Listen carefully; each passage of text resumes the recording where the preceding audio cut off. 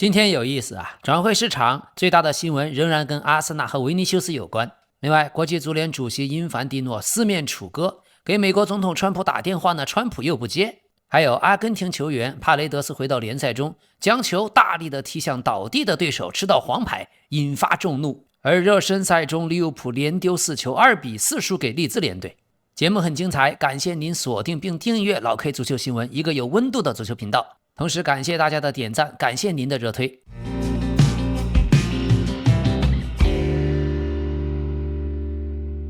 首先，這一個夏季轉會窗口，巴塞羅那由於囊中羞澀，所有的風頭都被皇馬和穆里尼奧搶了過去。但逐漸演變着，最大的新聞並不是他們買人，而是維尼修斯要走。今天，英超阿森納正在全力推進維尼修斯的轉會，主教練阿爾特塔已經親自介入，主導整個行動。他向巴西人傳達的信息非常明確，維尼修斯能給球隊帶來巨大的貢獻，以及在阿森納這樣的俱樂部，他能扮演非常重要的角色。過去2個賽季，阿森納已經證明自己具備爭冠的實力，目前百尺竿頭更進一步，希望通過引進維尼修斯完成躍升，成為歐洲足壇的標杆球隊。現在球員本人已經得知，阿森納新賽季的計劃將很大程度上圍繞他來建隊，而這一點目前的皇馬並不明確。在阿爾特塔的構想中，維尼修斯佔據核心的地位。接下來就要看這個禮拜維尼修斯返回馬德里，向皇馬高層會傳達什麼態度。一旦他明確要去阿森納的意向，接下來就取決於他和皇馬高層會面後的最終決定。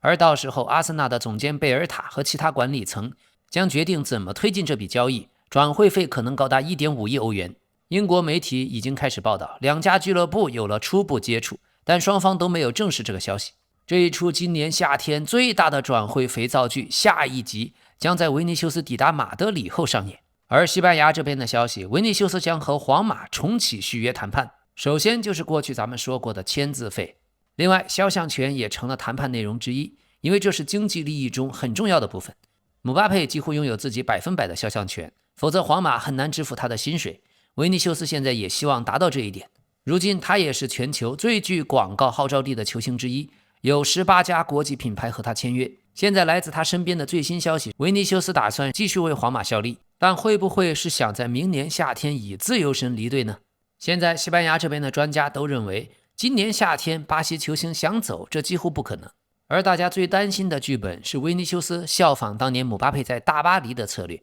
拒絕續約，耗完合同，最後以自由身加盟其他球隊，從而拿走巨額的簽字費。而他只需要拖到明年1月不簽字，皇馬就將面臨巨大的被動。所以有著名記者將矛頭直指皇馬主席老佛爺，說這是管理上的巨大失敗。因為在維尼修斯職業生涯最困難，被外界嘲諷的最厲害的時候，是老佛爺頂住壓力一直支持他。現在到了該回報的時候，續約卻卡住了，這確實讓人難以接受。現在專家們分成2派意見，情懷派認為皇馬對維尼修斯有知遇之恩，他應該盡快簽字，來證明自己對皇馬的忠誠和承諾。現實派認為職業足球本質上就是生意，作為最當紅的球星，維尼修斯有權為自己的未來爭取最有利的條件，哪怕這意味着要和俱樂部拉鋸一段時間。無論如何，皇馬本周會重啟維尼修斯續約談判，過去18個月已經談了很久。現在主教練穆里尼奧和球員本人都希望繼續留在伯納烏，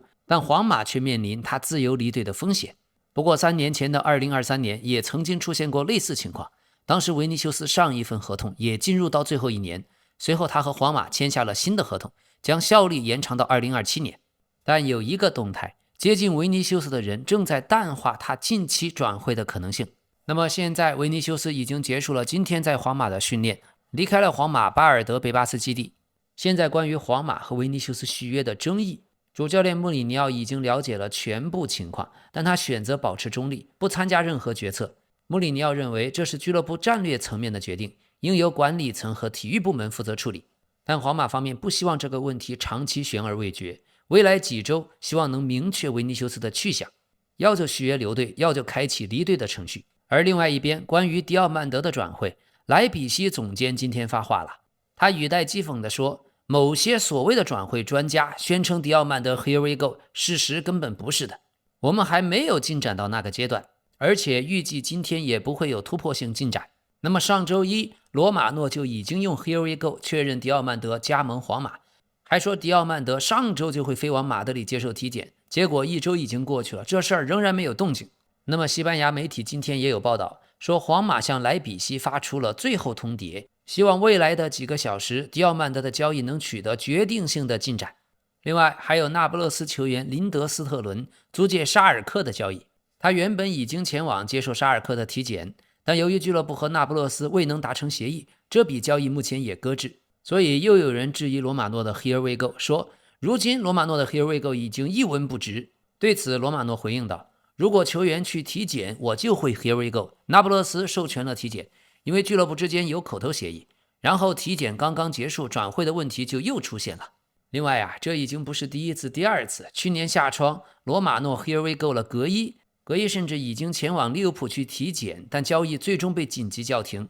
所以新聞報道越多，翻车的事故就總會出現，這也很正常。另外關於羅德里，現在皇馬和巴薩都在爭奪，巴塞羅那處於競爭落後的一方，他們正在觀望局勢是否會出現反轉，伺機尋找機會。巴塞羅那已經向曼城明確表態，希望了解羅德里轉會的可行性，他們願意就羅德里開啟談判。另外主教練穆里尼奧如果在季前賽期間不阻止，那小將馬斯坦托諾將被皇馬租借到一家歐洲俱樂部。馬斯坦托諾已經清楚了這一點，他對自己下家沒有偏好，也知道自己不會回到阿根廷，不会重返河床。目前他還沒有收到任何正式報價，但轉會窗距離關閉還有將近1個月。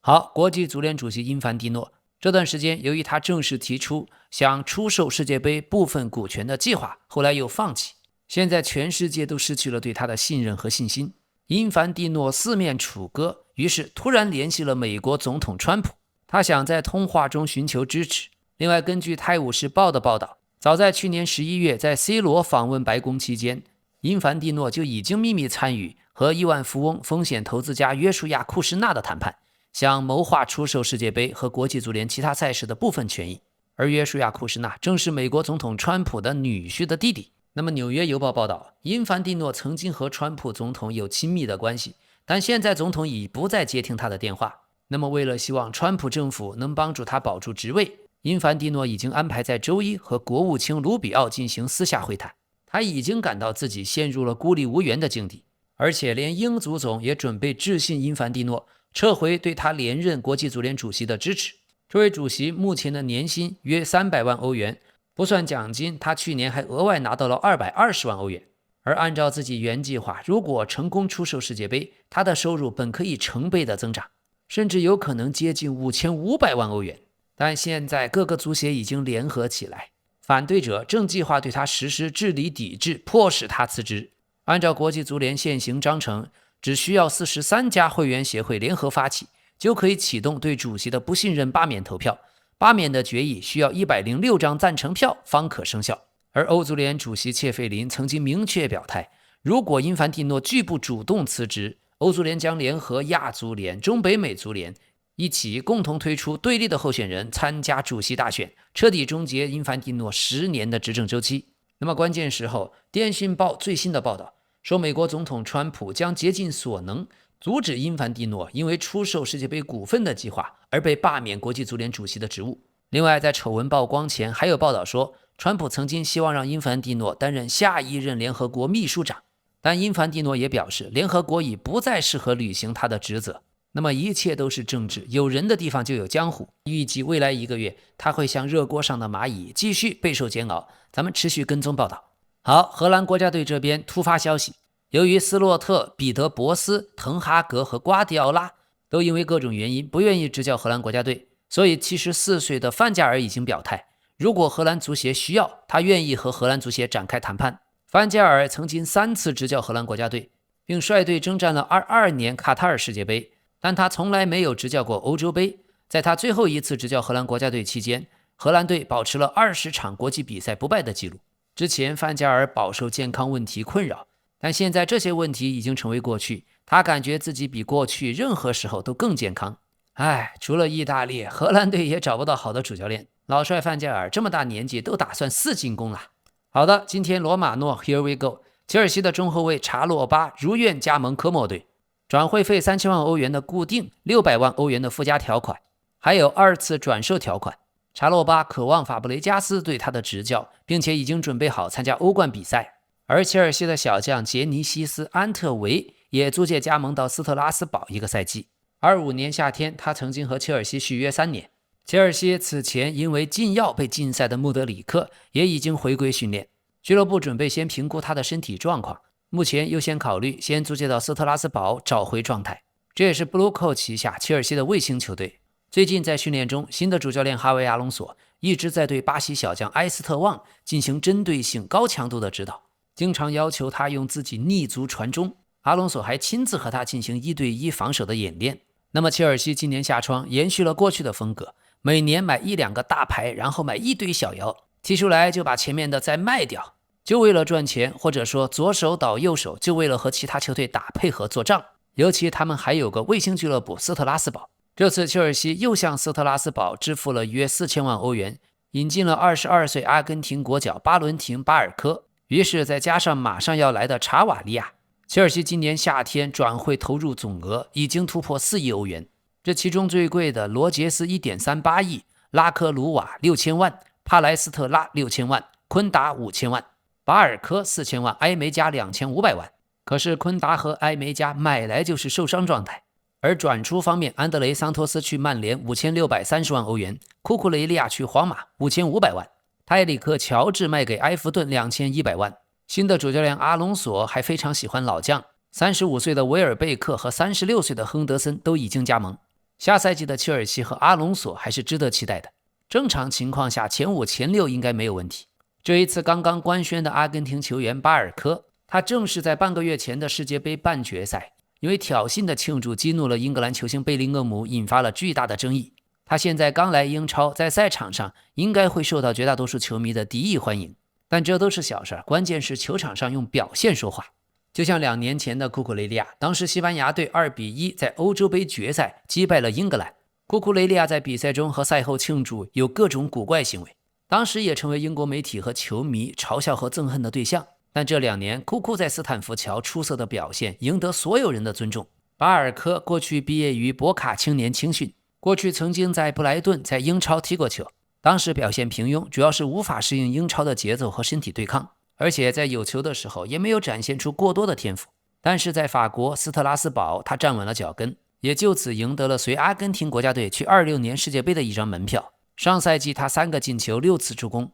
令人印象深刻。他曾經擔任4後衛體系中的左後衛，5後衛體系中的左翼衛，最近最擅長的是雙後腰體系的左側防守型中場。只有1.70米的他，憑借在場上的拼勁兒、敏銳的足球頭腦和出色的左腳，已經吸引了許多崇尚進攻的現代派主教練的注意。所以能不能像恩佐一樣踢出來，咱們拭目以待。好，說到阿根廷球員，在世界杯上脾氣火爆的帕雷德斯，他已經回到了阿根廷職業賽場。最近在比賽中，对方的球員剛剛被鏟倒，還沒有起身，帕雷德斯衝上去，情緒極為衝動，一腳發力的抽射，球踢中了近在咫尺的對方倒地的对手。而當時博卡青年1-2落後，這個動作極具挑釁性，瞬間就點燃了對方球員的怒火，雙方球員迅速聚攏對峙，互相言語爭執，局勢陷入混亂。主裁判上前分開了兩方的人員，針對帕雷德斯出示了黃牌。這一幕不能不讓人想起4年前的卡塔爾世界杯，對荷蘭隊，他也是一個大腳轟向了對方替補席，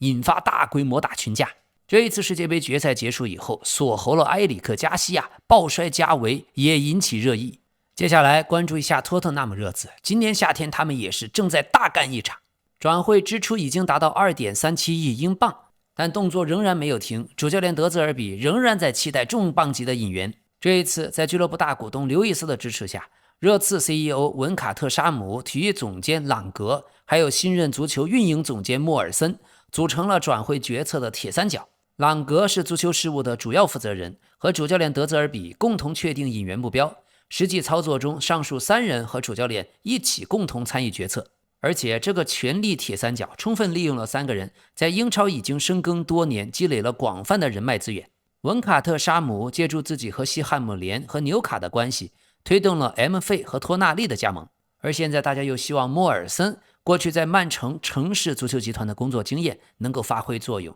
幫助引進曼城邊鋒薩維尼奧，而且還想試探一下再簽曼城的馬爾穆什的可能性。主教練德澤爾比說，我們的轉會窗還沒有關閉，只是完成了60%的引援工作，還有一些炸彈級別的交易等待着引爆。我確信將有至少1名進攻球員即將加盟，在夏窗關閉前，應該會有2到3名的新援會加入球隊，同時也會有球員離隊。現在看來，除了薩維尼奧和馬爾穆什，德澤爾比還看上了利物浦荷蘭前鋒加克波。馬爾穆什和加克波都可以勝任中鋒和邊鋒。如果薩維尼奧再來，那將極大豐富德澤爾比在進攻上的選擇。另外，最近的季前賽友誼賽倫敦德比，10個人作戰的熱刺2-1絕殺了切爾西，表現已經讓人眼前一亮。首先，捷克門將金斯基站了出來，彰顯头号门将的實力。他過去在3月客場對陣馬競的時候，曾經低級失誤頻頻，但隨後展現出非凡的韌性，成功反彈。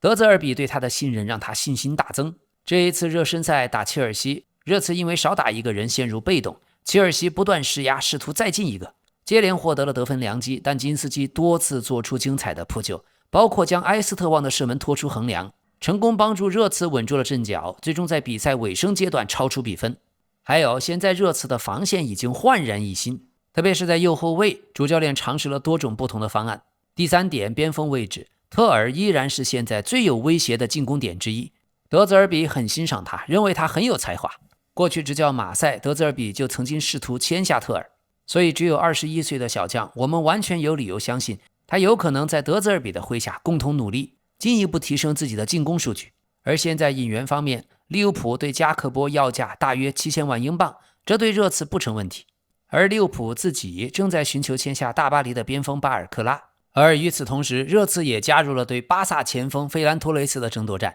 現在大巴黎仍然在領跑。另外，西汉姆联队對熱刺的邊鋒所羅門有意思，熱刺自己也願意出售。3年前，所羅門以自由轉會的方式加盟熱刺，預計未來3天內這筆交易會確定能否繼續推進。而熱刺後衛羅梅羅現在已經和國際米蘭就薪水和經紀人佣金達成協議，合同總價值超過每年600萬歐元。但羅梅羅的加盟將取決於國米帕瓦爾的離隊，最後仍需等待。好，馬德里競技小蜘蛛阿爾瓦雷斯，他已經在按照馬競的安排進行訓練，預計下周會正常歸隊。雖然外界一度猜測阿爾瓦雷斯可能會罷訓，但馬競方面堅信這不會發生，理由是他一向非常職業。球員已經意識到自己短期內不會去巴薩，如果他仍然想離開，唯一的可能去向是英超，但也只有在收到一份重要的報價時才有可能成型。而巴塞羅那目前就比較無語呀，費蘭托雷斯不斷和大巴黎傳出緋聞，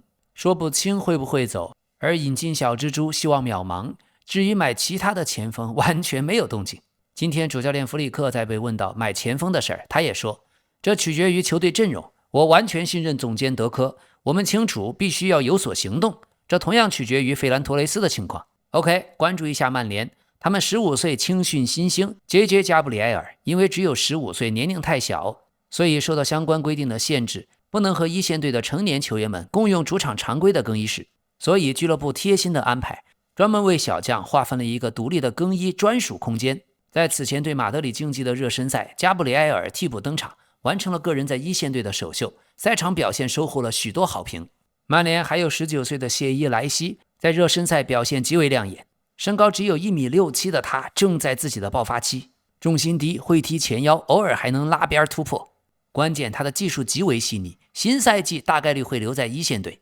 現在曼聯除了萊西和弗萊徹兄弟以及 JJ 加布里埃爾以外，其他的青訓球員都願意外租，但老 K 個人覺得傑克·弗萊徹和泰勒·弗萊徹相對一般般，也就是托了自己爸爸名字的光，但也年齡還小，繼續觀察吧。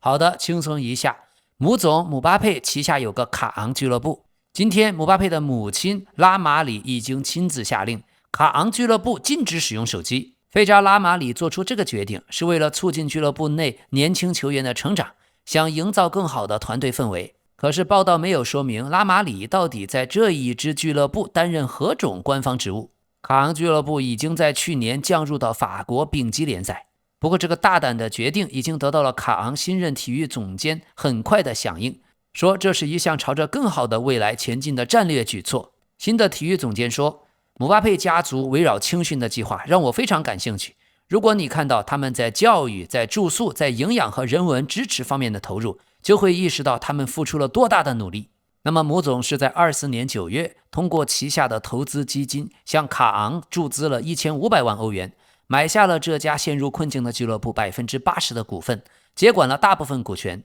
而剩余20%的股權仍然歸現任的董事長卡普東所有。但現在姆巴佩和家人們正在遭到卡昂球迷們激烈的批評，球迷們認為他們要為俱樂部慘遭降入丙級聯賽負全部責任。因為對這家歷史悠久的俱樂部來說，這次降級是一次歷史性的重創，是隊史最糟糕的打擊。新的体育總監說，自他上任以來還沒有和姆巴佩直接交流過，所以職業上的關係母總不會干預，但總監和姆巴佩的母親的溝通明顯更順暢。母總的媽媽投入了大量時間和實際的精力打理卡昂俱樂部日常的事務，也因此成為現在俱樂部戰略決策中最有影響力的人物。但時至今日，他的官方職務仍然不明確。另一邊，姆巴佩和西班牙女演员、女朋友埃克斯波西托的感情發展很迅速，两个人在百忙的日程中盡量抽時間相互陪伴。他們多次被拍到一起出現在高端俱樂部。最近的一次公開露面，埃斯特·埃克斯波西托還佩戴了姆巴佩贈送的項鏈，